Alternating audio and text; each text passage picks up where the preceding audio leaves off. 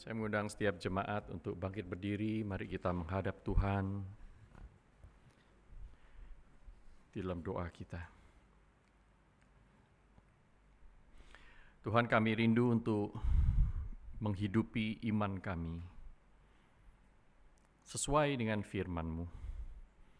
Kau mengajarkan kepada kami bahwa Engkau di dalam kami di dalam Engkau. Bahwa Engkau Allah yang begitu dekat dan bahkan tidak jauh sama sekali. Bahkan ketika kami tidak berdoa, sesungguhnya Engkau tidak pernah meninggalkan kami. Nah, saat ini ya Tuhan, ketika kami ingin mendengarkan pengajaran-Mu, kami ingin Tuhan memiliki kehidupan doa yang lebih baik lagi.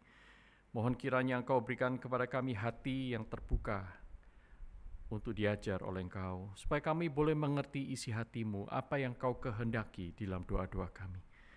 Pimpinlah kami ya Tuhan, pimpinlah hamba-Mu. Dalam nama Tuhan Yesus Kristus kami naikkan doa kami. Amin. Dengan tetap bangkit berdiri, kita akan membaca satu bagian firman Tuhan yang akan menjadi perenungan kita bersama, yaitu terambil dari Matius pasal yang ke-6, Matius pasal yang ke-6, ayat yang ke-5 sampai dengan ayat yang ke-13. Matius pasal 6, ayat yang ke-5 sampai dengan ayat yang ke-13, saya akan membacakan bagi kita semua. Matius 6, ayat 5 sampai 13, demikian bunyi firman Tuhan. Apabila kamu berdoa, kata Tuhan Yesus, janganlah berdoa seperti orang munafik.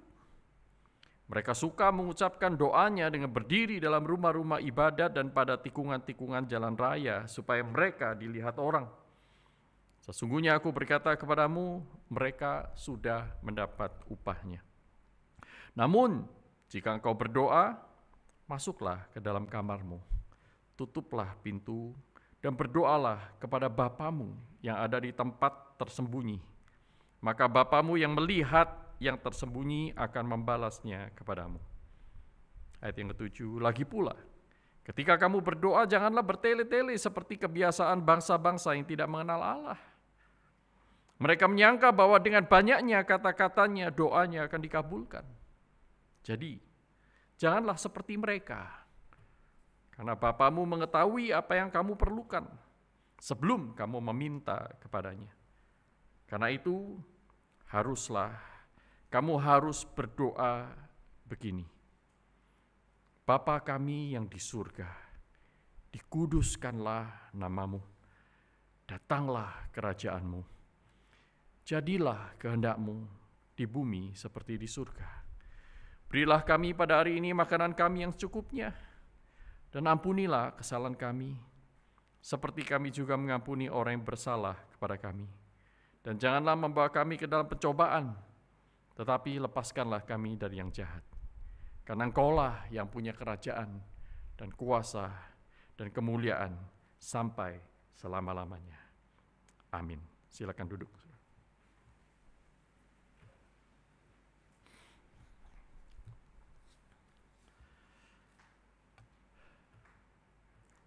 Dalam rangka bulan reformasi, gereja memiliki rencana dengan rangkaian tema yang ada selama 1 bulan ini. Minggu lalu kalau tidak salah beribadah bersama dengan keluarga ya. Dan hari ini kita bersama-sama memikirkan tentang doa yang diperkenan Allah. Tujuannya hanya satu, supaya saudara dan saya mengalami reformasi di dalam kehidupan doa kita. Kita tidak lagi asal berdoa, tetapi berdoa yang memuliakan Allah, yang diperkenan Allah. Seperti apa doa seperti itu ya? Nah, saudaraku, saya ingin membagikan sebuah kisah yang terjadi pada abad 18, karena ini berkaitan dengan reformasi.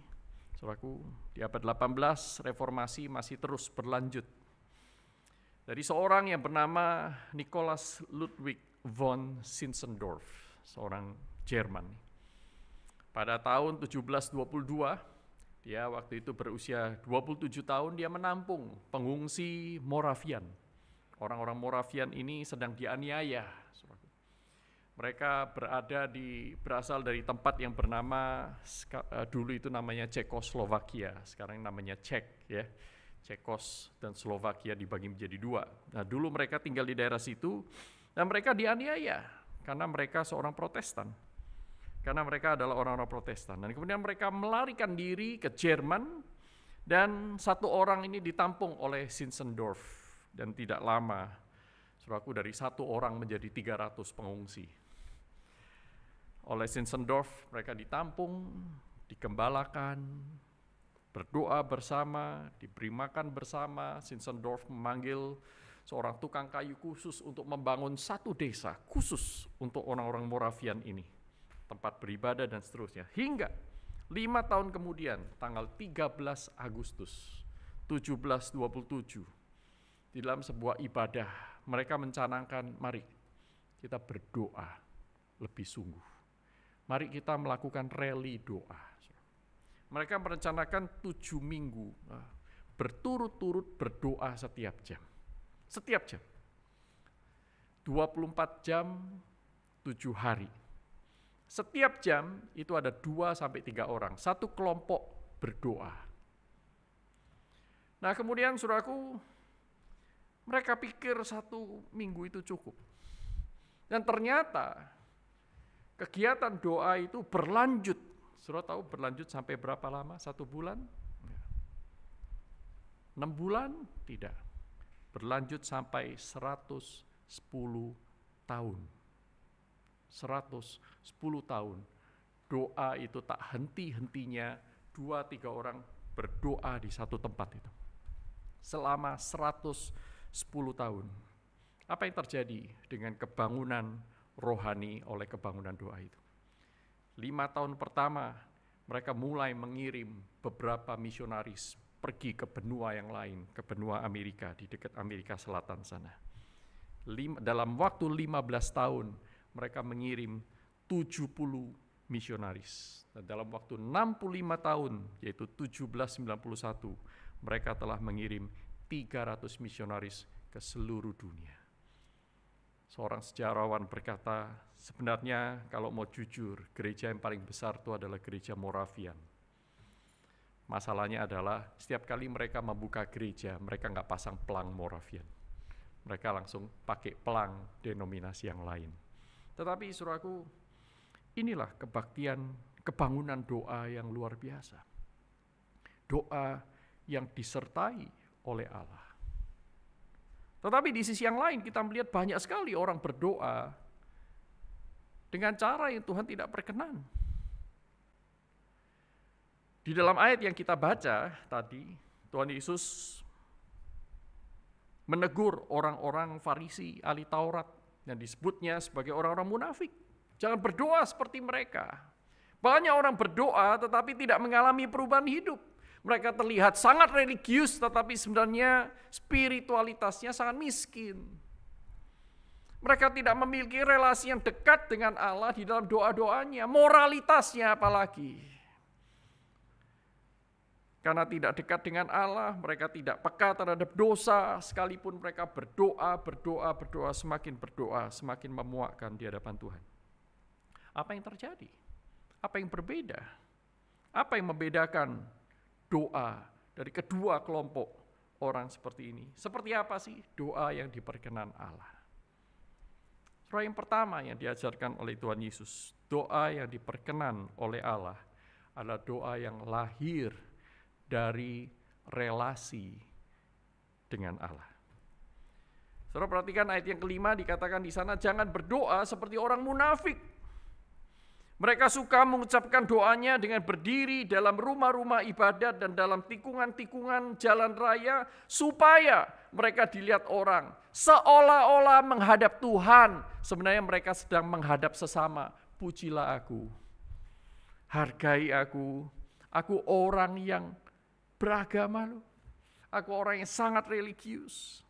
Saudaraku, orang-orang ini munafik, menggunakan nama Tuhan untuk kepentingan diri sendiri. Mereka mencari muka. Beberapa lagi berdoa karena kebiasaan. Kenapa berdoa? Ya kalau tidak berdoa kok kayaknya tidak enak. Bukan doa yang lahir dari relasi. Satu kali saya tertangkap basah oleh anggota pemuda saya. Saya berdoa mungkin sama seperti di antara kita. Siapa di antara kita ya, selain saya, yang kadang-kadang itu berdoa sebelum makan tuh berdoa 2 kali. Nggak ada ya? Wah, malaikat semua di sini, cuman saya tampaknya. Kami biasa setiap Sabtu setelah persekutuan pemuda, ya, beberapa orang itu yang punya waktu, ayo kita makan, ngemper kami di pinggir jalan nih. Nah, setelah ngobrol-ngobrol, kami berdoa. Saya berdoa. Nah, setelah itu ngambil ini, ngambil sambal, ngambil kecap, tambahin ini dan itu. Kemudian waktu mau makan, tadi sudah doa belum ya? Lalu saya doa lagi, saudaraku. Waktu saya doa lagi, amin ya. Pemuda yang duduk di depan saya berkata, kok doa 2 kali? Tangkep bahasa saya. Namanya hamba Tuhan, saudaraku. Jawabnya beda. Hamba Tuhan harus berdoa lebih banyak daripada jemaatnya.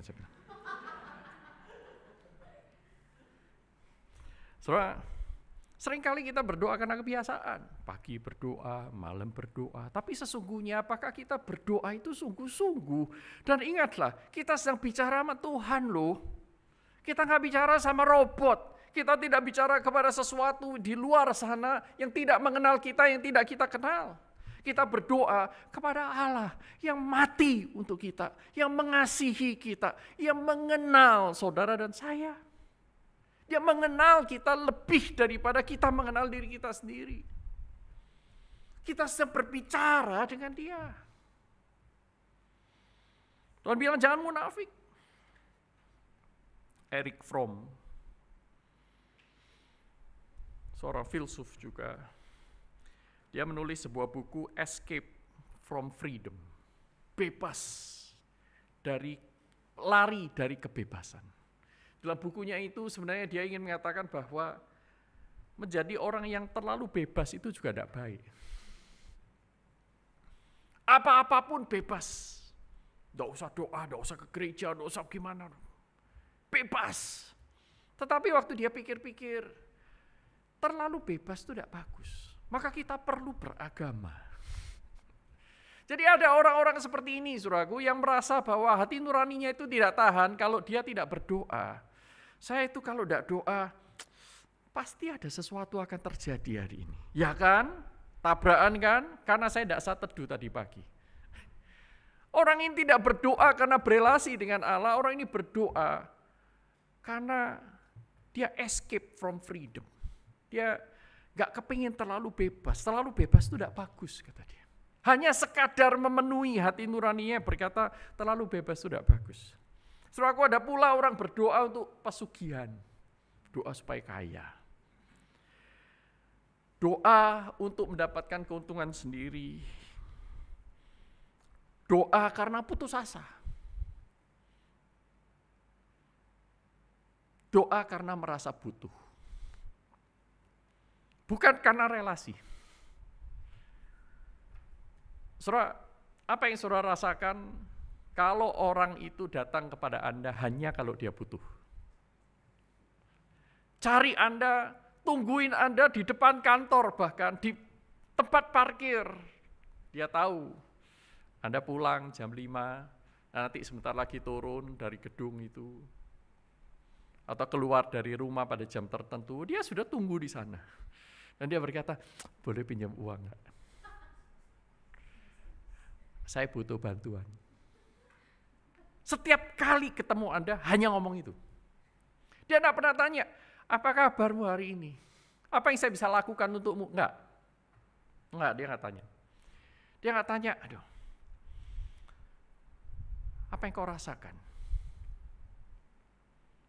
Enggak tanya, saudaraku. Dia hanya fokus pada dirinya sendiri. Nah, saudaraku, orang-orang ini terlihat berdoa, terlihat seolah-olah memanggil nama Allah, dekat dengan Allah, padahal tidak. Itu yang Tuhan Yesus sebut orang munafik.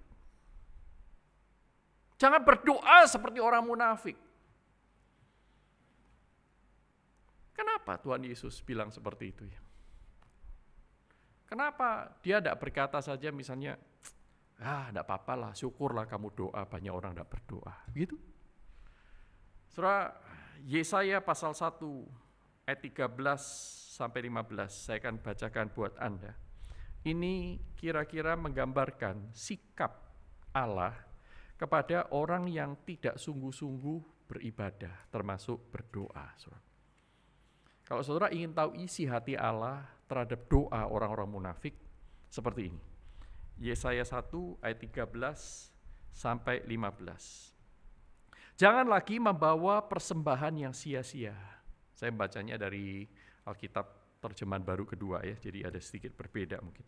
Jangan lagi membawa persembahan yang sia-sia. Persembahan dupa adalah hal yang menjijikkan bagiku. Perayaan bulan baru dan sabat atau pertemuan-pertemuan aku tidak tahan melihat. Perkumpulan raya disertai kejahatan. Perayaan bulan baru dan hari-hari rayamu aku benci. Semua itu menjadi beban bagiku dan aku sudah lelah menanggungnya. Ketika kamu menadahkan tanganmu, aku akan menutup mataku terhadap kamu. Bahkan sekalipun kamu berkali-kali berdoa, aku tidak akan mendengarkannya sebab tanganmu penuh dengan darah. Ayat 16, basuhlah, bersihkanlah dirimu. Jauhkanlah perbuatan-perbuatanmu yang jahat dari depan mataku. Berhentilah berbuat jahat, belajarlah berbuat baik. Usahakanlah keadilan, kendalikanlah orang kejam, belalah hak anak-anak yatim, perjuangkanlah perkara janda-janda. Saudara, kalau ada waktu baca seluruh Yesaya pasal 1. Saudara, Tuhan tidak tahan mendengarkannya. Kalaupun kamu menadahkan tanganmu, ini bukan doa salah-salah, doa yang terlihat sangat sungguh-sungguh, tetapi Tuhan, manusia melihat apa yang terlihat oleh mata, Allah melihat apa yang ada di dalam hati. Saudara William Ames, seorang Puritan abad ke-17, dia berkata bahwa doa itu adalah memberi kepada Allah apa yang ia layak terima. Pasangannya dengan doa, William Ames katakan adalah mendengar. Mendengar adalah menerima apa yang Allah layak beri. Itu mendengar. Tetapi berdoa adalah memberi yang Allah layak terima. Ini menarik ya. Berdoa itu memberi apa yang Allah layak terima. Ketika Anda dan saya mempunyai relasi, satu kali saya diprotes oleh istri saya. Kalau saya ajak ngomong, tolong HP kamu ditaruh. Saudara sering gitu? Bertobat ya. Saya bertobat, saudara. Kemarin malam terjadi lagi. Istri saya ngobrol sama saya lagi pas HP-an, dia tiba-tiba datang ngobrol. Saya mesti selesaikan dulu, lalu cepat-cepat saya taruh, saya mendengarkan dia. Mengapa? Karena saya punya relasi dengan dia dan itu layak dia terima. Saudara tangkap maksud saya? Saya layak mendengarkan dia, dia layak menerima percakapan yang betul-betul relasional. Dia layak menerima penghormatan saya, dia layak menerima waktu saya, dia layak menerima perhatian saya sepenuhnya. Itu sebabnya saya tidak melakukan semuanya yang lain itu dengan sembarangan. Saya tidak bercakap-cakap dengan sembarangan. Saya datang, saya menatap mata dia, saya mendengarkan, saya merespons, saya menghormati yang dia katakan. Saudaraku, berdoa berarti memberi apa yang Allah layak terima. Termasuk apa? Allah layak menerima puji-pujian kita. Itu sebabnya dalam doa kita memuji dia dengan sungguh-sungguh karena Allah layak menerimanya. Dia layak menerima puji-pujian kita, terima kasih kita, Tuhan, terima kasih. Kenapa? Allah layak menerimanya, semuanya Allah yang kerjakan dalam diri kita, segala hal yang baik, betul? Mengakui pemeliharaan Tuhan, Tuhan terima kasih Engkau sudah memelihara aku hari ini. Saudaraku yang terkasih dalam Tuhan, termasuk juga Anda memperlakukan dia sebagai Allah. Anda menyatakan kebutuhan kita kepada Allah. Itu boleh. Karena Allah layak menerima semua permintaan kebutuhan kita karena dia adalah Bapa kita. Dia adalah Allah yang mengundang kita untuk meminta segala sesuatu. Mintalah segala sesuatu dalam namaku. Boleh, tetapi ingat, jangan lakukan dengan munafik. Jangan lakukan seolah-olah Allah itu mesin ATM yang hanya dijumpai kalau kita lagi butuh. Ada di antara saudara, wah Tuhan 1000 hari di tempat lain tidak lebih berharga daripada 1 hari di mesin ATM. Nggak ada di antara saudara mau tinggal di mesin ATM. Nggak ada, saudaraku. Kita hanya sebentar aja, saya butuh apa di sini? Ya masukkan kartu, tekan password.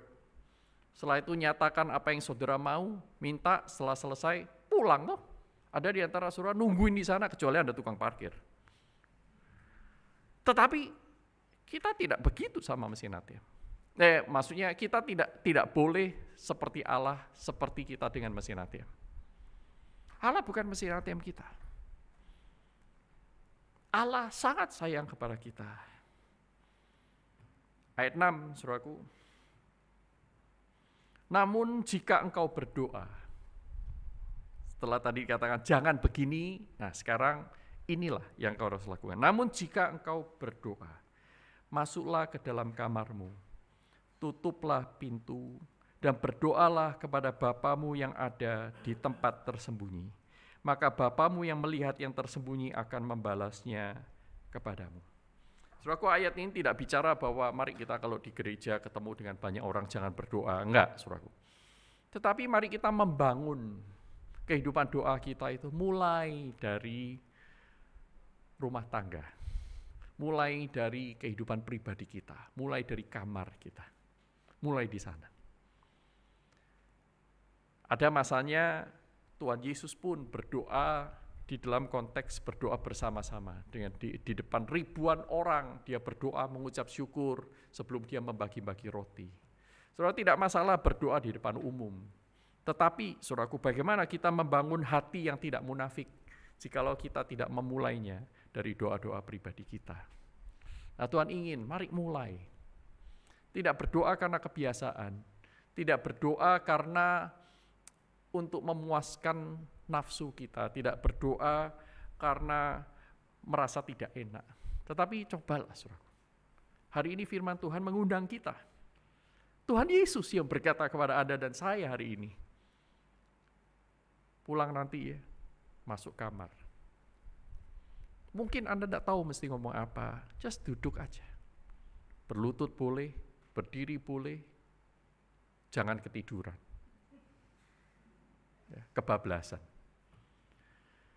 Sapalah dia dengan bahasa-bahasa sederhana. Bapa yang di surga. Kalaupun Anda tidak tahu mau ngomong apa, doalah Bapa kami tapi pelan-pelan. Jangan karena hafalan.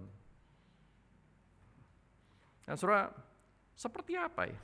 Berdoa yang bukan lahir dari basa-basi. Doa bukan karena tradisi, doa bukan manipulasi, karena kebutuhan pribadi, doa bukan karena untuk kebutuhan psikologis, tapi doa lahir dari relasi, hubungan dengan Allah. Seperti apa bentuknya dalam hidup sehari-hari? Saudara, ini adalah doa yang dilakukan setiap waktu. Doa bersama dengan Allah yang hadir di dalam setiap waktu kehidupan kita. Kita menjalin relasi dengan Dia. Saudara, perhatikan Tuhan Yesus. Setiap malam dia di Bukit Zaitun menyendiri dan berdoa. Dia meninggalkan orang banyak ribuan itu untuk menghadap kepada Bapanya. Sebelum dia memilih 12 murid, dia berdoa. Sebelum ditangkap, dia berdoa. Bahkan di atas salib, dia berdoa. Saudaraku, masalah tidak membuat Tuhan Yesus berdoa. Tuhan Yesus berdoa di dalam setiap masalah. Ketika dia menghadapi masalah. Situasi tidak membuat Tuhan Yesus berdoa. Tuhan Yesus berdoa di dalam situasi. Dan doanya mempengaruhi bagaimana dia menghadapi setiap masalah dan situasi. Dia bukan sekadar rajin berdoa. Tuhan Yesus adalah seorang pendoa. Dan bukan hanya seorang pendoa biasa, dia adalah sahabat. Dia adalah kekasih Sang Bapa. Saudaraku, Tuhan tidak mencari orang-orang yang sekadar berdoa, tetapi Tuhan mencari para pendoa di antara kita. Orang-orang yang ingin dekat dengan Allah. Orang-orang yang mengasihi Allah dengan sungguh-sungguh dan bukan munafik. Yang kedua, saudaraku, doa yang diperkenankan oleh Allah yang diajarkan oleh Tuhan Yesus adalah doa yang lahir. Kalau pertama tadi dari relasi, yang kedua adalah doa yang lahir dari pengenalan akan Allah. Pengenalan akan Allah. Jadi semakin kita berelasi, semakin pengenalan akan Allah itu bertumbuh. Nah, doa yang lahir dari pengenalan akan Allah. Saudara perhatikan ayat yang ke-7 dikatakan, lagi pula ketika kamu berdoa, janganlah bertele-tele seperti kebiasaan bangsa-bangsa yang tidak mengenal Allah. Jangan tiru mereka. Mereka menyangka bahwa dengan banyaknya kata-kata, doanya akan dikabulkan. Dengan seringnya berdoa, seolah-olah itu otomatis resep doa yang manjur. Jadi janganlah seperti mereka, kata Tuhan Yesus. Karena Bapamu mengetahui apa yang kamu perlukan sebelum kamu meminta kepadanya. Ya, jangan seperti orang yang tidak mengenal Allah, tetapi lihatlah, kenallah, Bapamu itu maha tahu. Saudaraku, orang yang tidak mengenal Allah berdoa berdasarkan asumsi dan pikirannya tentang Allah. Asumsinya sendiri tetapi bukan pengenalan akan Allah yang lahir dari kebenaran, dari penyataan di dalam kitab suci.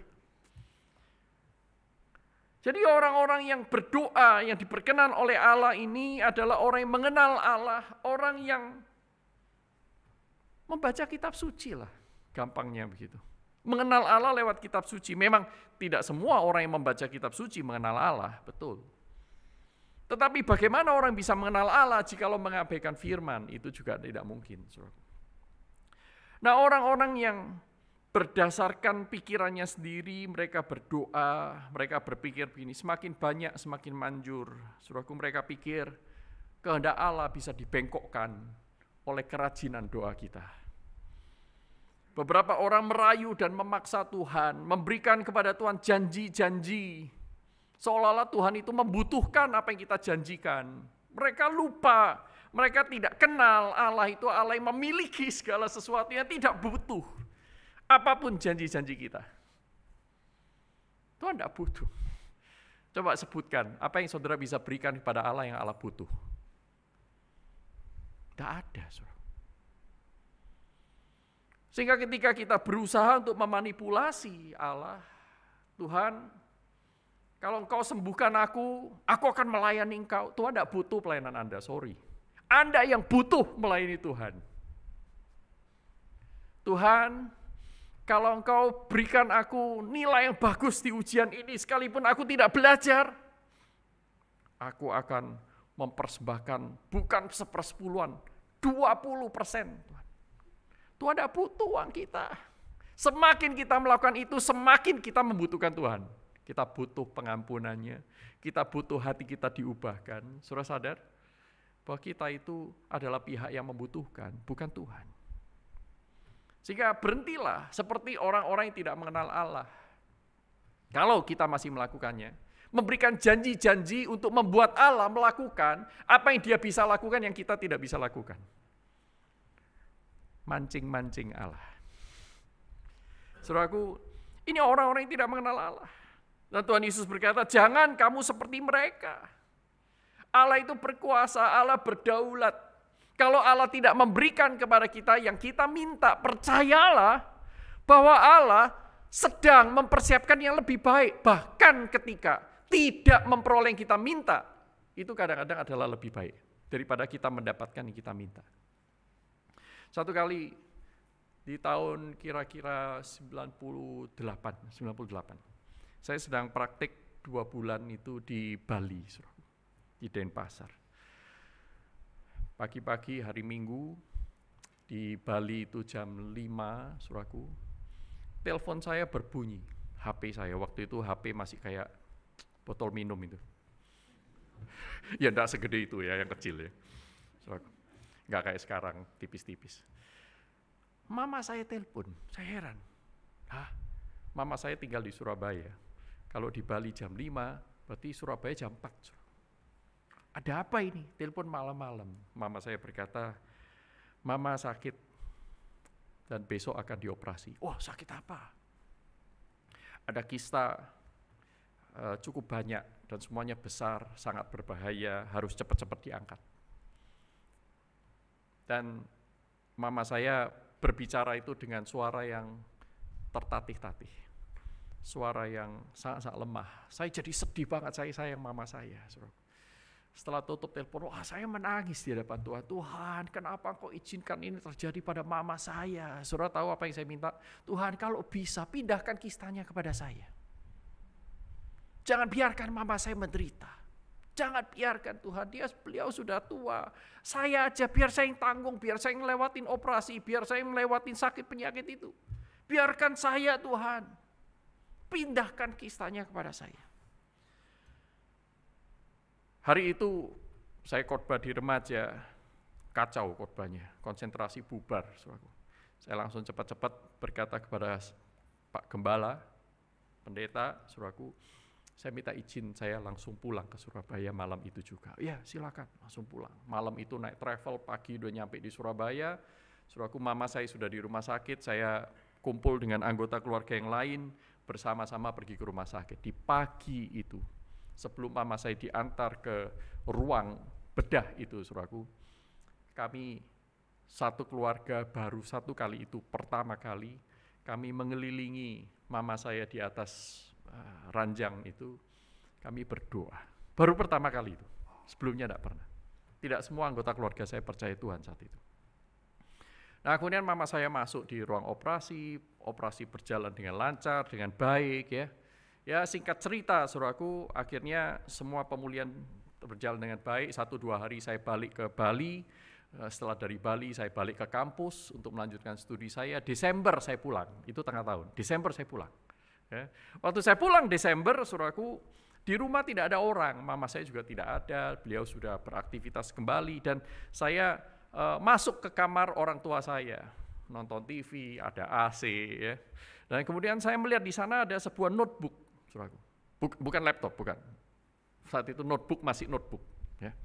Notepad, ya, catatan-catatan. Saya buka ini, wah, tulisan tangan mama saya. Saya heran sekali, saya kaget waktu saya baca itu karena di sana ada ayat Alkitab dan refleksi. Tulisan tangan mama saya. Ya misalnya Kejadian pasal 3. Wah, Tuhan itu gini-gini panjang. Dan itu bukan cuma satu lembar, berlembar-lembar, saudaraku. Saya melihat bahwa Tuhan bekerja dengan luar biasa. Tuhan memakai pengalaman sakit penyakit itu untuk membawa mama saya dekat dengan Tuhan, saudaraku. Sejak saat itu saya tidak berani minta sembarangan.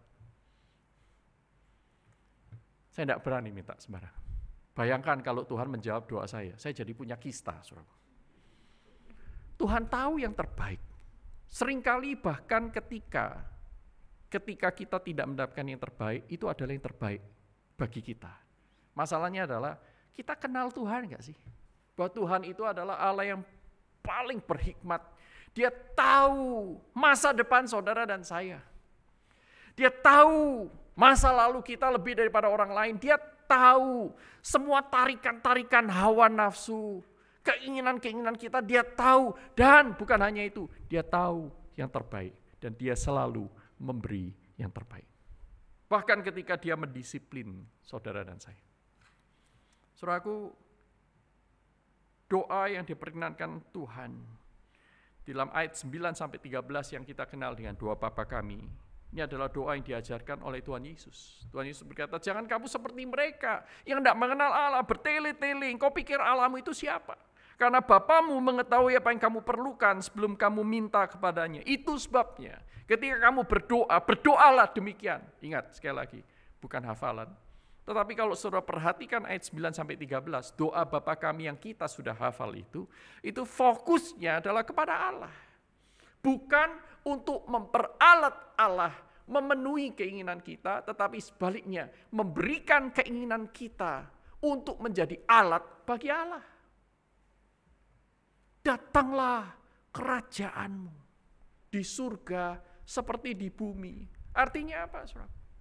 Artinya bahwa Tuhan, aku mau merajakan engkau di bumi ini. Selain nanti aku akan ke surga juga. Tetapi aku mau engkau menjadikan aku menjadi bawahanmu, engkau menjadi rajaku, perintahlah aku di muka bumi ini, biarlah kehendakmu yang jadi lewat seluruh kehidupanku.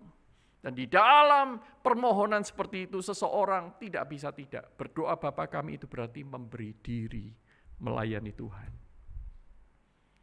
Tetapi juga ada sisi mengakui keterbatasan diri. Itulah sebabnya di dalam 4 permintaan selanjutnya itu 4 permintaan untuk diri. Ya, Saudara bisa baca di sana, berilah kami makanan hari ini. Yang secukupnya, cukup untuk saya bisa mengerjakan pekerjaan Tuhan. Ampunilah kesalahan kami, Tuhan, kami sadar. Kami bukan orang yang sempurna. Ampuni kami, sehingga ketika kami melayani lagi, kami bisa melayani sebagai orang yang sudah diampuni, bukan orang yang terus-menerus diikat oleh kebersalahan. Mengampuni dan mengampuni orang lain karena kami juga diampuni.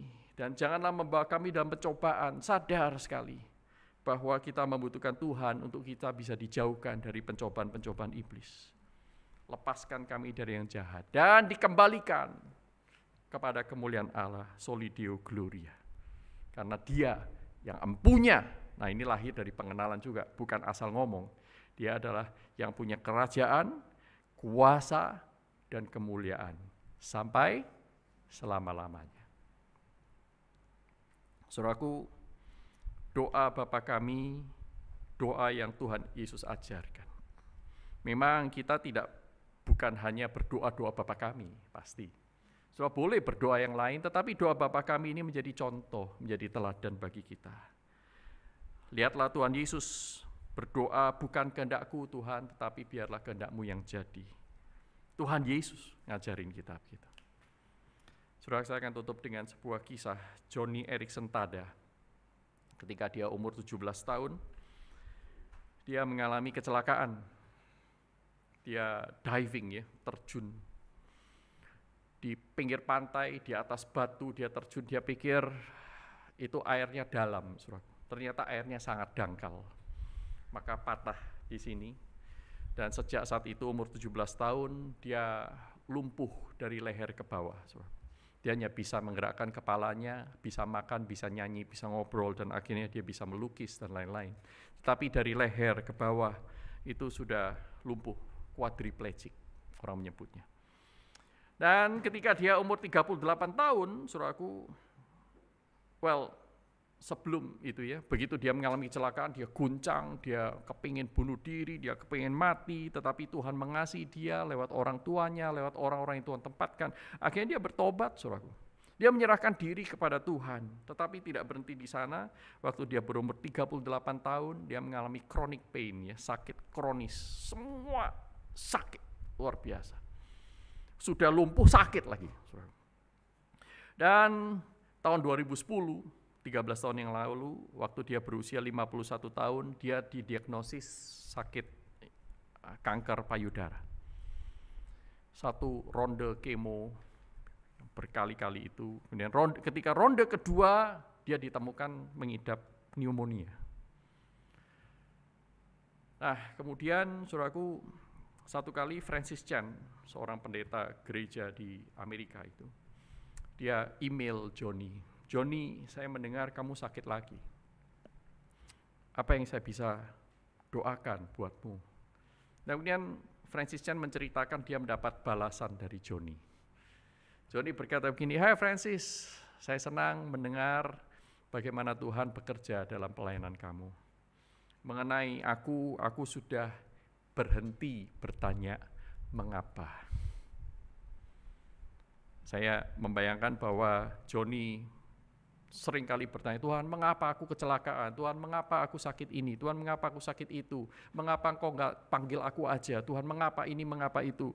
Tetapi dia berkata kepada Francis, aku sudah berhenti bertanya kepada Tuhan mengapa. Sekarang setiap hari aku bangun tidur, aku selalu bertanya kepada Tuhan, bagaimana aku bisa melayani Engkau hari ini? Bagaimana aku bisa menghadirkan Kristus bagi suster-suster yang melayani aku, mengganti bajuku? Bagaimana aku bisa menghadirkan Kristus bagi suamiku? Joni menikah, saudaraku, sekalipun dia quadriplegic. dengan seorang Jepang bernama Ken Tada.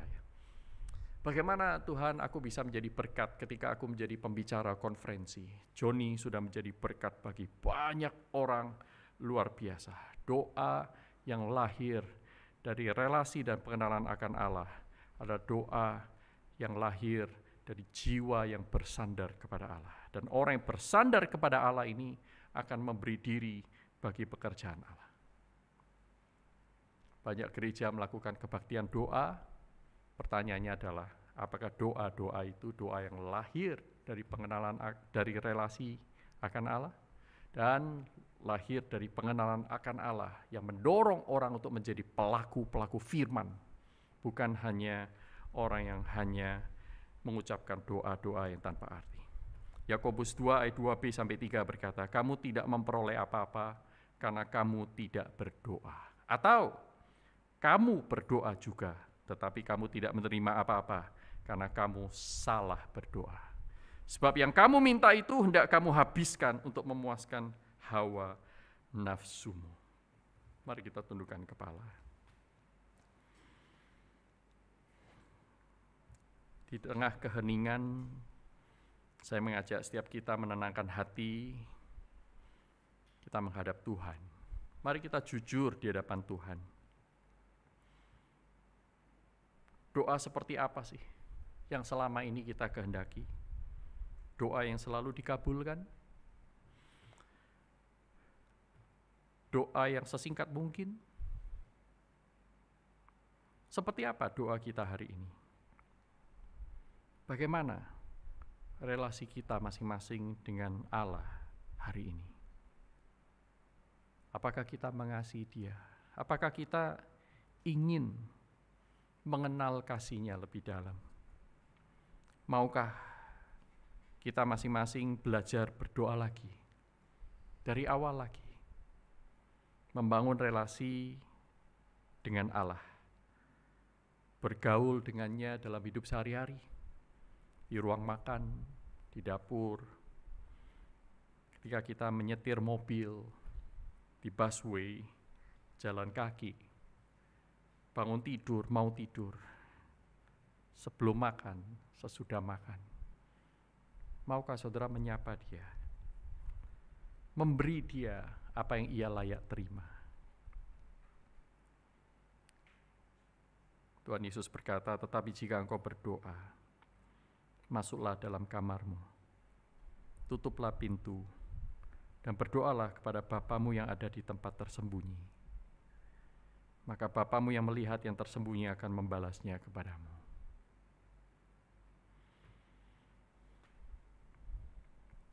Tuhan, ajar kami untuk berdoa dalam setiap situasi. Mulai dari bangun pagi sampai tidur malam. Ajar kami untuk mencurahkan kepada Tuhan isi jiwa kami, termasuk puji-pujian, ucapan syukur, dan permohonan. Dan berikan kami hati yang mau mendengarkan Tuhan menjawab lewat firman Tuhan. Ajar kami memberi diri kepada Tuhan lewat doa-doa setiap hari. Supaya kami menjadi pelaku-pelaku firman yang setia, bukan menjadi peminta-peminta berkat. Ini kami Tuhan. Tolong kami dan terimalah doa kami. Di dalam nama Tuhan Yesus Kristus, Juru Selamat kami yang hidup, kami naikkan doa ini. Semua yang percaya katakan, amin. Tuhan memberkati kita semua.